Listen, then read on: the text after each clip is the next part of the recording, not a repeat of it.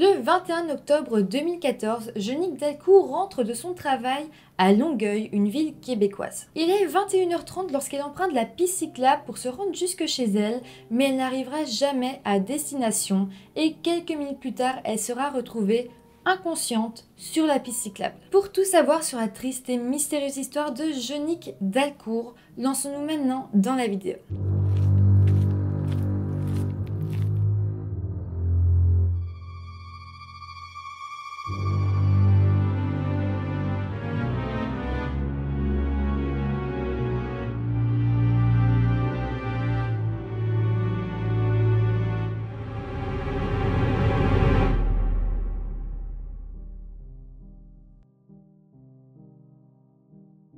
Hello tout le monde, j'espère que vous allez bien. Je suis super contente de vous retrouver aujourd'hui. Ça fait un mois que j'ai pas enregistré de vidéo, je suis enfin rentrée du Canada. J'espère que les vidéos que je vous avais faites, que je vous avais préenregistrées vous ont plu. Ça a l'air, oui, de vous avoir plu, surtout la dernière qui était assez choquante sur Peter Connelly. Et c'est vrai, j'ai peut-être pas fait de warning au début et peut-être ça a pu en choquer certains, parce que c'est vrai que quand on parle de maltraitance d'enfants, ça peut toujours, enfin ça choque énormément. J'en ferai la prochaine fois, je le dirai peut-être un peu plus clairement, parce que je sais que certains n'ont même pas pu finir la vidéo tellement ça les avait un peu choqués. C'est vrai que la vidéo est vraiment violente. Bon, à part ça, je tenais à vous dire merci parce qu'on arrive tout doucement vers les 10 000 abonnés. Et pour fêter ça, et bien quand on sera à 10 000 abonnés, je referai une semaine entière de vidéos avec une vidéo tous les jours. Donc pour que ça arrive le plus vite possible, n'hésitez pas à vous abonner à la chaîne. Aujourd'hui, je vais vous parler de l'histoire de Jeannick Dalcourt. Pourquoi je vous parle de cette histoire? C'est parce que pendant que j'étais au Canada, j'ai résidé un petit moment à Longueuil, donc qui est près de Montréal, une ville tout près de Montréal. Et on m'a raconté l'histoire de Jeannick, histoire qui m'a vraiment touchée et j'avais envie de vous en parler. D'ailleurs, pendant mon séjour, je me suis rendue sur la scène du crime où j'ai pu vous prendre quelques photos et vidéos que vous verrez au cours de cette vidéo. Nous sommes donc au Canada, à Longueuil, une grande ville québécoise qui se situe sur la rive sud de Montréal. Nous allons parler d'une jeune femme qui s'appelle Jeannick Dalcourt, dont l'histoire est selon moi vraiment glaçante. Au moment des faits, Jeannick a 23 ans et est décrit par ses amis et sa famille comme une jeune fille pétillante qui est un vrai rayon de soleil au quotidien. À cette époque, Jeannick vit à Longueuil, dans le quartier du Vieux Longueuil, chez sa maman et son beau-père. C'est un quartier assez calme où il ne se passe jamais rien de très dramatique.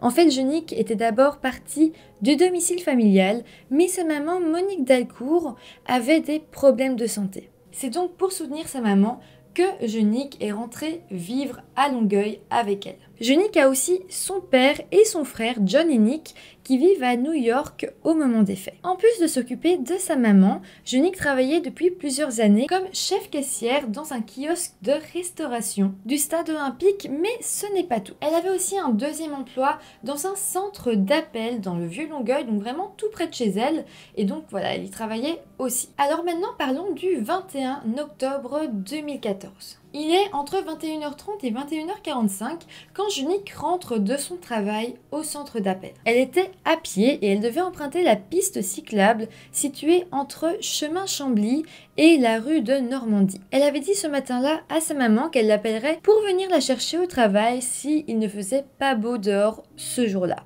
Mais au final, Jeannick avait décidé de faire le chemin à pied. Mais là, à 21h50, un appel au 911 va être enregistré. Une personne dira avoir retrouvé une jeune fille sur une piste cyclable dans le Vieux Longueuil, près d'un cimetière et d'un terrain de foot d'une école primaire. En fait, cet endroit de la piste, c'est pas vraiment un endroit anodin. Une femme s'exprimera d'ailleurs à une journaliste en disant « Quand j'ai su ce qui était arrivé, je n'étais pas surprise. C'est le seul bout de la piste cyclable qui n'est pas éclairé. » Bon, pour en revenir aux faits, la police et l'ambulance vont donc arriver très vite et retrouveront Jeannick blessée gravement, inconsciente, mais encore vivante. Les ambulanciers vont essayer de la réanimer, mais ça ne fonctionnera pas. Il existe d'ailleurs une vidéo assez traumatisante où on peut voir de loin les ambulanciers en train d'essayer de la réanimer. D'ailleurs, ça me rend vraiment triste pour sa maman parce qu'elle dira plus tard que la vidéo l'avait énormément choquée et qu'elle la hante toujours aujourd'hui. D'ailleurs, Monique, la maman, va longtemps ne pas être considérée comme une victime aux yeux de la justice. Et ça va être très important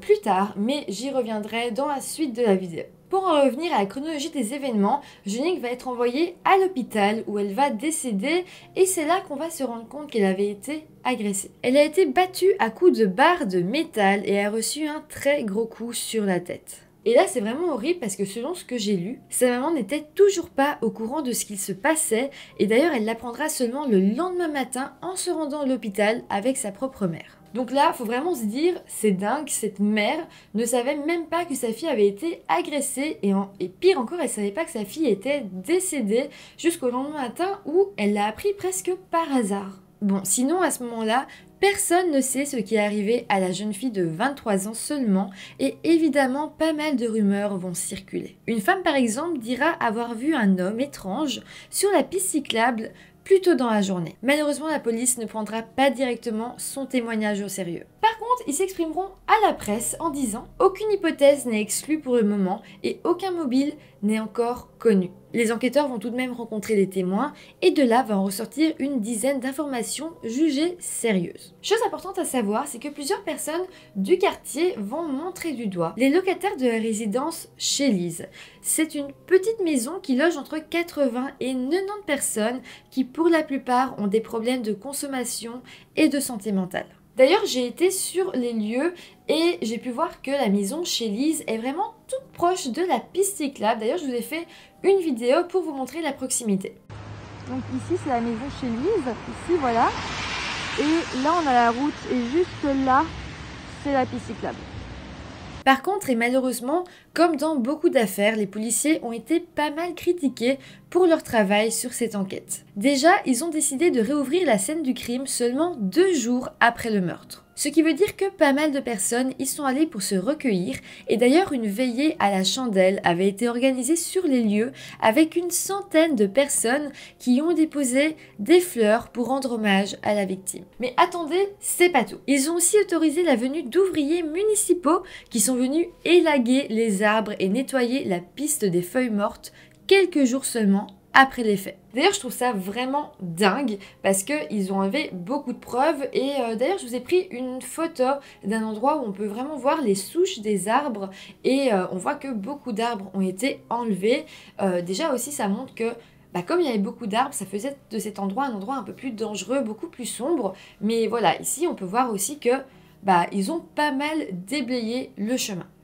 Bon, par contre, la police va se rendre compte de son erreur un peu trop tard. Du coup, ils vont à nouveau fermer la scène de crime pour pouvoir analyser les lieux une seconde fois parce que je le rappelle, là, ils n'ont rien du tout. Et puis, il faut se rendre compte quand même que si la police venait maintenant à découvrir un indice sur le lieu du crime, cet indice ne serait absolument pas recevable en justice. Tout simplement parce qu'en fait, des tonnes de personnes se sont entassées à cet endroit et ils auraient très bien pu mettre de faux indices, etc. Et donc voilà, des nouveaux indices ne peuvent pas être des preuves sérieuses. Faisons maintenant un bond dans le temps jusqu'au samedi 25 octobre 2014, soit 4 jours après les faits. Le lundi suivant, la police va arrêter son premier suspect. Ce suspect, c'est un jeune homme de 26 ans. Ce jeune homme va être amené au palais de justice de Longueuil et dans un même temps, la famille de Jeannick va également être conviée, dont son père et son frère qui, eux, habitent à New York et qui vont faire le déplacement exprès pour rencontrer ce potentiel suspect. Mais attendez, parce que là, ça va devenir vraiment dingue. La famille de Jeannick va attendre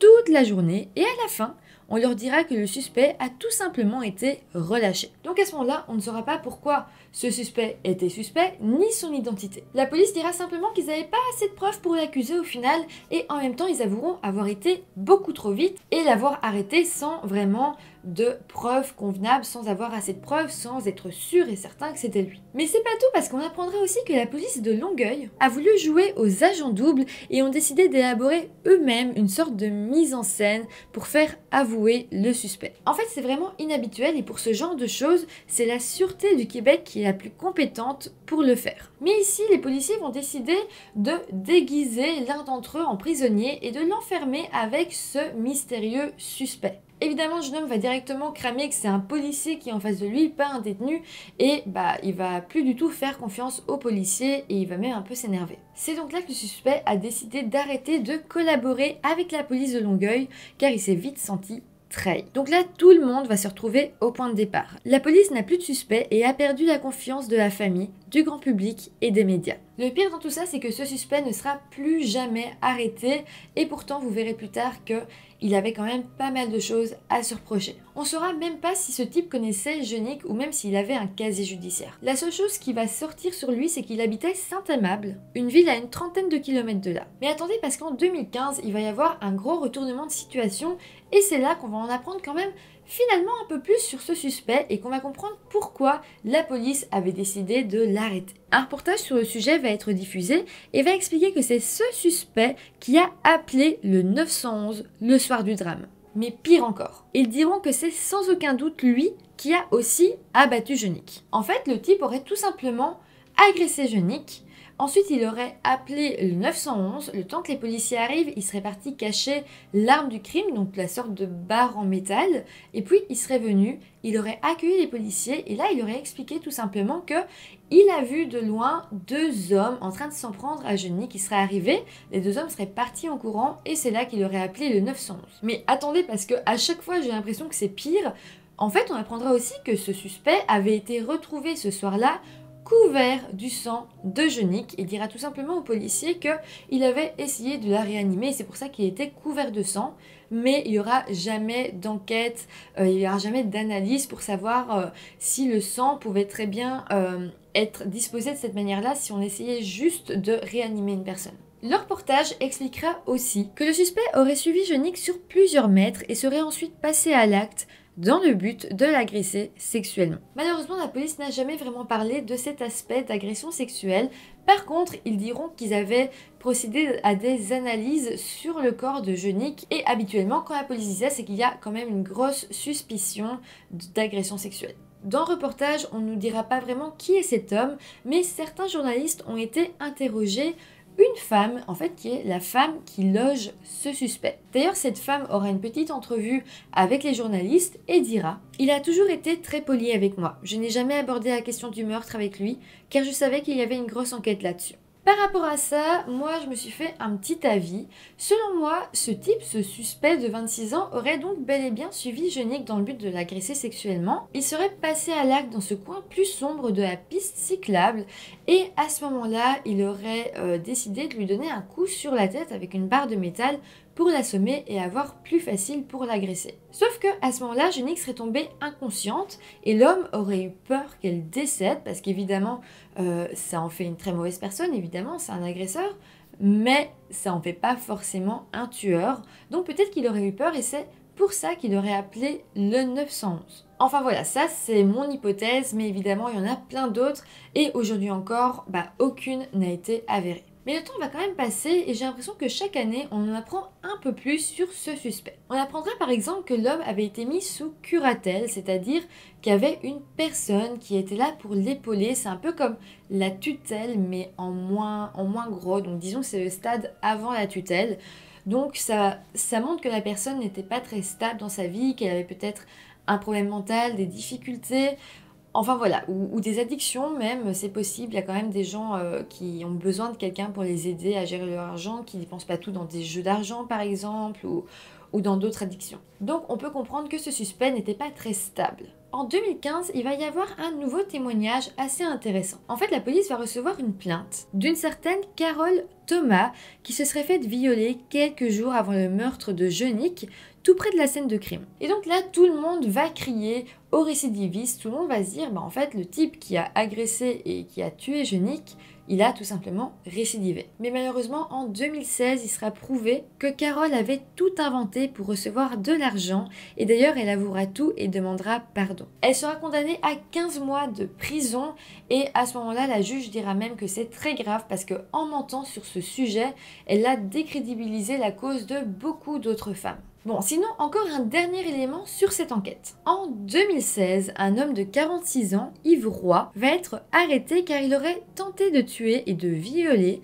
une jeune femme en train de faire son jogging dans un coin sombre du mont Saint-Bruno, donc pas très loin de Longueuil. Yves Roy n'était pas armé, mais aurait plaqué sa victime au sol et l'aurait frappé, puis aurait essayé de l'étrangler. La femme se serait débattue et aurait ensuite réussi à s'enfuir. Suite à ça, ce serait grâce à son témoignage que la police aurait réussi à arrêter ce Yves Roy. D'ailleurs, la police dira plus tard que l'homme aurait sans aucun doute des antécédents et n'en serait pas à son premier coup. Et à partir de là, beaucoup d'internautes ont commencé à le suspecter d'être aussi l'assassin de Yonick Dalcourt. Après ça, il n'y aura rien de nouveau dans cette enquête, mais par contre la maman de Yonick, qui s'appelle Monique, va se battre de son côté pour sa propre cause. En fait, comme je vous l'ai dit tout à l'heure, Monique, au moment des faits, n'a pas été considérée comme une victime. En fait, si aux yeux de la loi, elle n'est pas considérée comme victime, elle ne peut pas recevoir d'indemnité. Alors là, je sais ce que bon nombre d'entre vous vont vous dire, c'est que, ok, Monique fait ça pour l'argent, mais il faut se rendre compte que